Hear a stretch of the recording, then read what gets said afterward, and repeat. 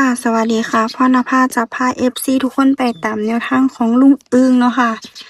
ลุงอึ้งนี่เพิ่นก็ฝันนะคะเพิ่นฝันว่าญาติเพิ่นตายนะคะพ่อฝันว่าญาติเพิ่นตายแล้วเพิ่นก็เลยเสี่ยงเลขไว้เนาะค่ะ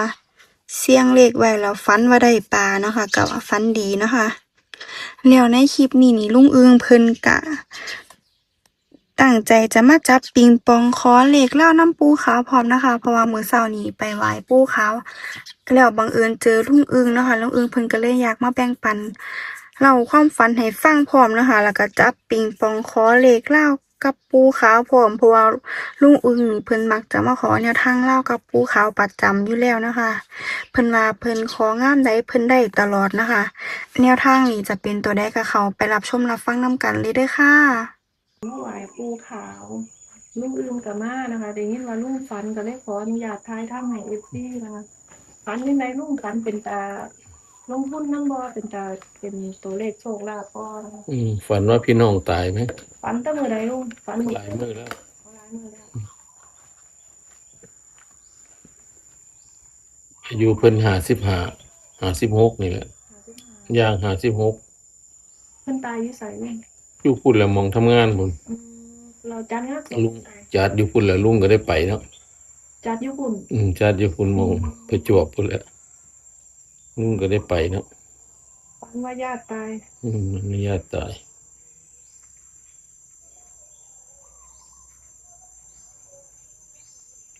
อายุเท่าใดก็อายุ55ย่าง56นี่5556นี่แหอืละม5556อายุเพิ่นย่าง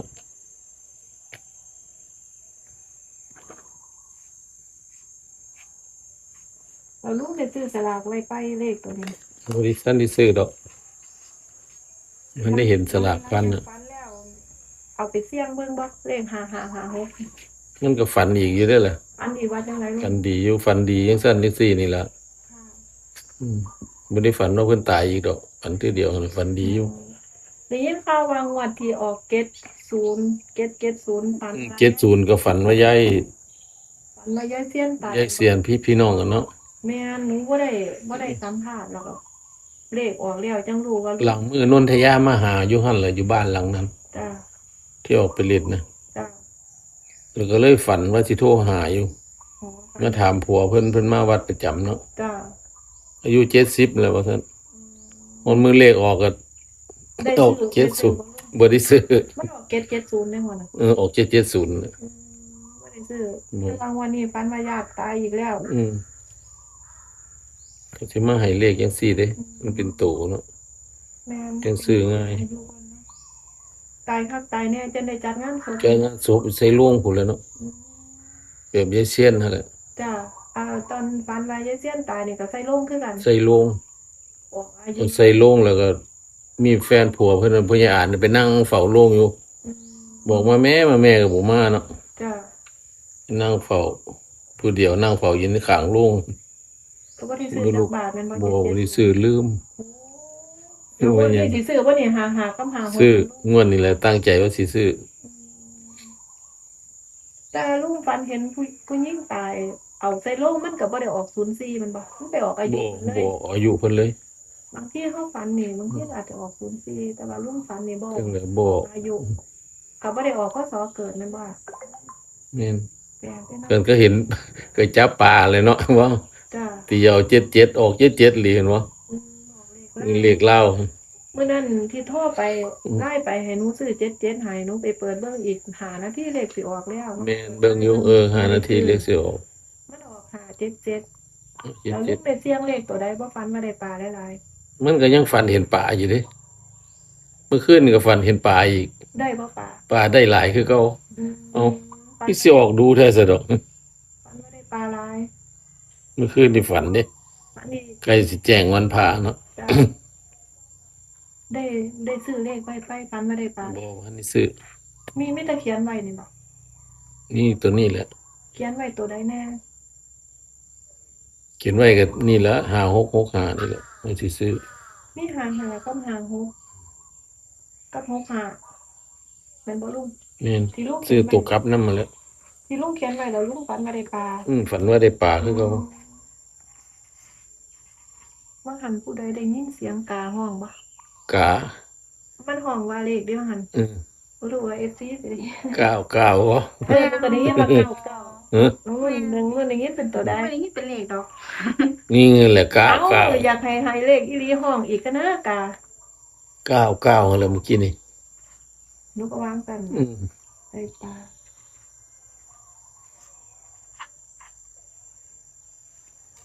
สรุป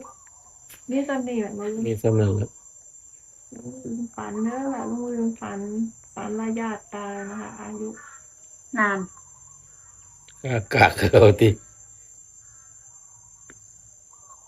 ไปห้องด้วยไกลเนาะ ไปแล้ว ฝันว่าญาติตายอายุ55 56นะคะแล้วเพิ่นก็เขียนเลขไว้5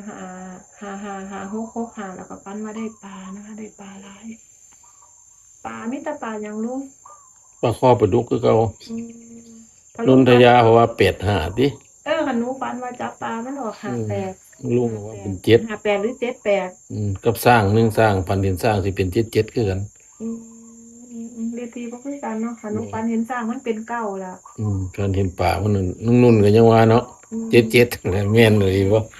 ปลาแม่กระจับแม่ อืม ตีบ่คือกันเนาะหนูฝันว่าจับปลาในหนูตี78กับ58แต่ว่าลุงลืมฝันว่าปลามันเป็นปลาช่อนปลา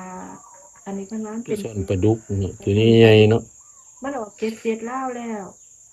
77อ๋อ 77 ดนตรีแม่นๆถือว่า3ตัวเนาะ จ้า77นี่ตำนี่มันบ่ลุงเด็ก จำนั้นละ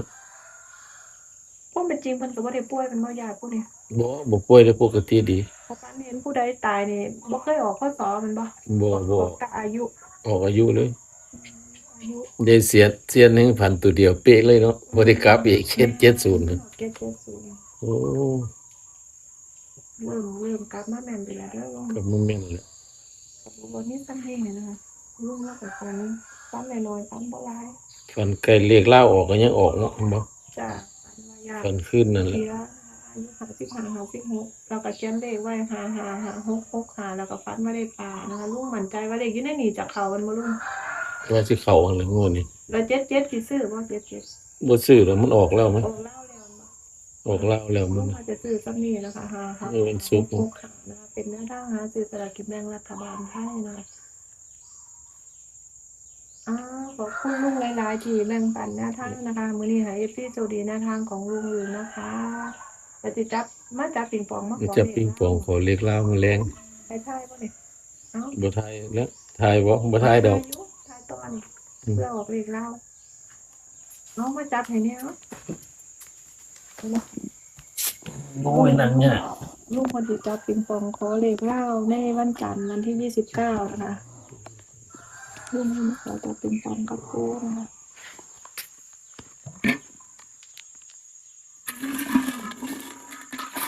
เพิ่นประตูเนาะ จ้า ได้เก้า หมายเลขเก้า 7เอาคือสิเก้า7เท่าเก่า จ้าลุงมายังไงลุงจับ3ตัวป่ะค่ะ 3ตัวแล้ว เลขเก้าได้ตัวจ้ะ เอา75 975เอ้ยว่างๆเนี่ยเอฟซีเลยนั่นเองเลขเก้าเลข7เลข5 คือเลขงามใช่เนาะ ลุงลืมจับปิงปองได้975พี่น้องเอฟซีลุงตั้งใจมาขอเลขเล่ามันบ่ค่ะ จังใจมาขอเลขล่าว เลขจับปิงปองเพิ่นจะซื้อเลขเล่าตาว่าเลขฝันเพิ่นจะซื้อเลขไทยนะคะลุงว่าจะซื้อมื้อแรงคือมื้อนี้เป็นวันที่29มิถุนายน2569เป็น